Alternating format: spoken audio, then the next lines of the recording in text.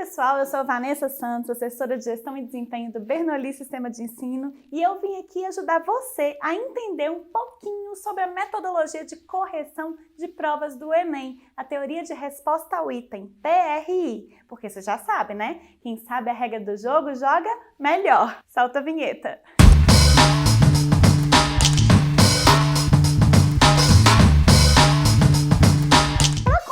Nós precisamos entender o que é a TRI. E a TRI, ela é uma metodologia de correção de testes muito mais ampla do que a gente imagina. Mas para hoje, basta a gente considerar um pequeno recorte da sua definição, que é modelagem probabilística criada para mensurar uma proficiência levando em conta a coerência pedagógica das respostas segundo a dificuldade de cada item.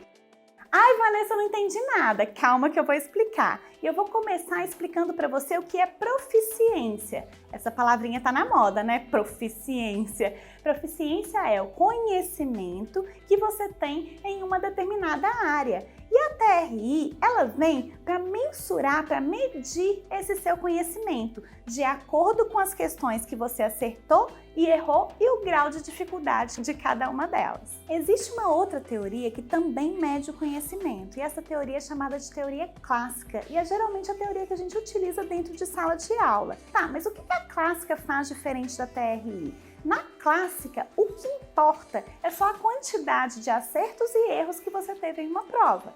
Então, por exemplo, se a Vanessa, eu fiz uma prova e essa prova tinha 10 questões e cada questão valia 1 ponto, se eu acertei 7 questões, eu fiquei com 7 pontos. Na teoria de resposta ao item não funciona dessa forma. O que acontece? Além da quantidade de questões que a pessoa está acertando, o que conta na teoria de resposta ao item é a coerência desses acertos. Então, por exemplo, para a Carol e a Vanessa acertarem a mesma quantidade de questões e tirarem exatamente a mesma nota, elas vão precisar acertar exatamente as mesmas questões. Ainda não entendi nada, então agora você vai entender tudo. Olha só, a gente pode fazer uma analogia da sua prova com uma prova de salto em obstáculos, em que os obstáculos eles vão crescendo e aumentando a sua dificuldade. Eu sei que quando você pega uma prova impressa, as questões elas não estão organizadas por nível de dificuldade. Mas a teoria de resposta ao item, quando a gente vai corrigir a sua prova utilizando essa metodologia, é como se a TRI enxergasse a sua prova de forma organizada. E primeiro ela vai observar se você acertou ou errou a questão mais fácil de todas. Então volta para o exemplo do salto em altura. Vamos supor que você conseguiu a primeira questão mais fácil, a segunda questão mais fácil, mas na terceira você tropeçou e caiu. A TRI vai pensar que o seu conhecimento ele barrou ali e que provavelmente, e essa palavra é muito importante na TRI, provavelmente você não vai conseguir acertar a quarta questão mais fácil. Se você tropeçou na terceira, provavelmente você não consegue acertar a quarta questão. Isso significa ser coerente. Mas o que é ser coerente na TRI? Ser coerente na TRI é para você começar a acertar as questões difíceis, antes você tem que ter acertado as questões fáceis e as questões médias. A TRI, ela entende que o nosso conhecimento é cumulativo. Então, para eu conseguir mobilizar uma habilidade que é mais difícil, eu antes preciso conseguir mobilizar as mais fáceis e as médias. Olhem só esse exemplo. Aqui eu tenho 3 estudantes fazendo exatamente a mesma prova. Eu tenho a Maria, eu tenho o Vitor e eu tenho a Carla.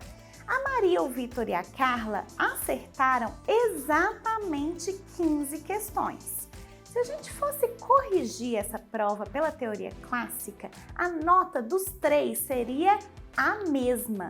Mas essa prova ela não foi corrigida pela teoria clássica, ela foi corrigida pela teoria de resposta ao item. E olha só o que aconteceu com as notas. Tá diferente? Tá muito diferente. Tem até 300 pontos de diferença. Mas por que tem essa diferença? Eu não falei com vocês que a teoria de resposta ao item ela está tentando medir a coerência pedagógica das suas respostas? Eu não sei se vocês observaram, mas para entender entender, ficar mais fácil de entender mesmo esse exemplo, eu já coloquei essas questões organizadas por nível de dificuldade. Então aqui eu tenho a questão mais fácil e ela vai dificultando, dificultando, dificultando até a gente chegar na questão mais difícil.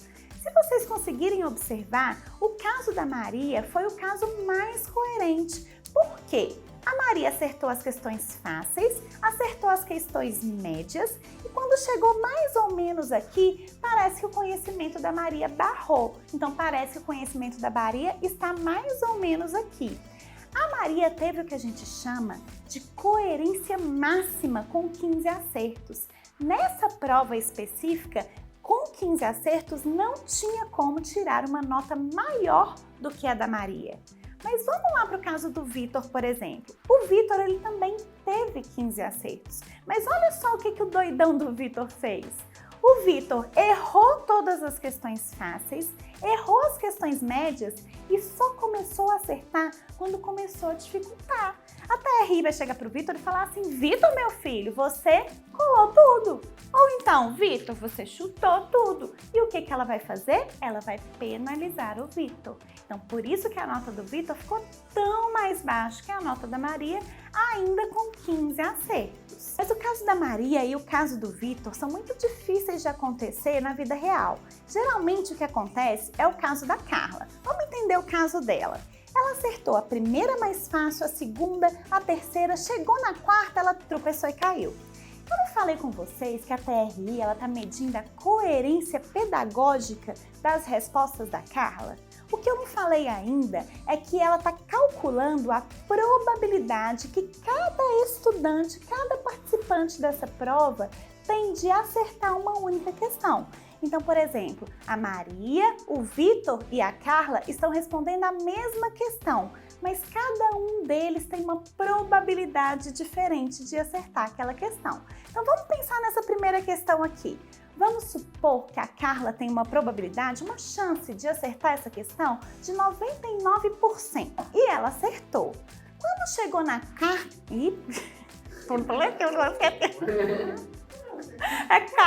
É quarta e Carla. Espera, não. Vai de novo. Mas vamos voltar para a Carla. A Carla, a gente está supondo que ela tem 99% de chance de acertar essa primeira questão. E ela acertou. Agora vamos lá para a quarta. A quarta questão, a gente pode supor que a Carla tinha 92% de chance de acertar. E ela fez o quê? Ela errou. Gente, 92% de chance é muita chance de acertar uma questão. Vamos entender o que acontece. Então, a Carla foi acertando, errando, acertando, errando e parece que o conhecimento da Carla parou aqui. Mas olhem só essa questão aqui no finalzinho. Se a gente está considerando que o conhecimento dela barrou mais ou menos aqui, essa questão era uma questão que era difícil para Carla e ela acertou. Agora eu tenho uma pergunta para fazer para vocês. Será que o acerto dessa questão, será que a Carla ter acertado essa questão, esse acerto somou na nota da Carla? Então eu tenho uma novidade para algumas pessoas, porque tem muita gente falando coisa errada por aí, e essa novidade é o acerto na teoria de resposta ao item sempre soma. Gente, isso é para anotar e para repetir 20 vezes e nunca mais esquecer. O acerto na teoria de resposta ao item sempre soma. A gente pode observar que a nota da Carla foi um pouquinho mais baixa que a nota da Maria. Por quê? Porque a Maria teve aquilo que eu falei com vocês, que é a coerência máxima com 15 acertos. A Carla também teve 15 acertos, mas os acertos dela foram diferentes. Por isso que a nota dela ficou um pouquinho mais baixa.